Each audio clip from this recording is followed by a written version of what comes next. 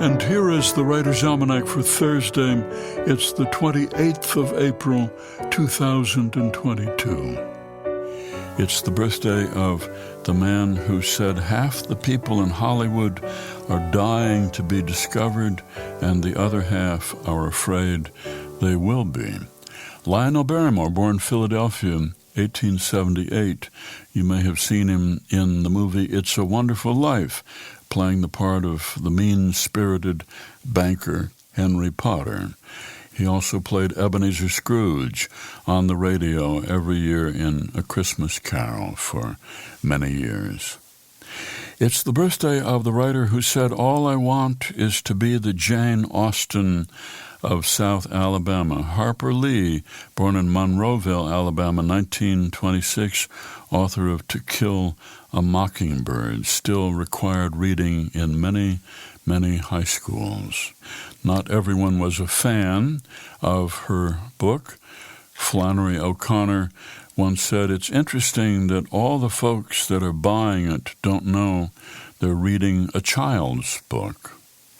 It's the birthday of the playwright Robert Anderson, born New York City, 1917, author of Tea and Sympathy, about a relationship between a prep school boy and his housemaster's wife. The boy had gone sunbathing with a male professor, and the student faces accusations of homosexuality from other students, and the wife, a lonely woman, tries to shield him from harm by beginning a romantic relationship with him. The final line of the play, when the wife tells the young man, "Years from now, when you speak of this, and you will, be kind." Robert Anderson, the playwright, once said, "You can make a killing in the theater, but not a living." It's the birthday of Alice Waters, born Chatham, New Jersey, 1944. She was 27 years old. She had no restaurant experience whatsoever when she opened Chez Panisse, her San Francisco restaurant centered on fresh, local ingredients. Alice Waters, who's written books including The Art of Simple Food. She wrote, "Our full humanity is contingent on our hospitality. We can be complete only when we are giving something away." And it's the birthday of the poet Carolyn Forshea, born in Detroit, 1950, author of a book of poems about El Salvador in the midst of its civil war, a book called The Country Between Us. Carolyn Forshea, who said, "No one is a great poet because she is a miserable drunk. No one is a great poet because he has had a nervous breakdown. Suffering, however, can be experienced as a curse or a blessing. The luckiest is the one who can experience it as a blessing."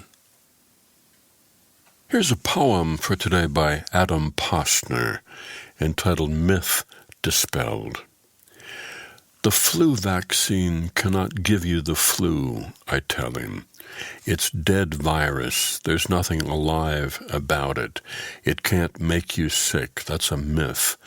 But if we bury it in the grassy knoll of your shoulder, an inch under the stratum corneum as sanctioned by your signature, in a white-coated ceremony presided over by my medical assistant, and then mark the grave with a temporary non-stick headstone, the trivalent spirit of that vaccine has a 70 to 90% chance of warding off the evil one, and that's the God's honest truth."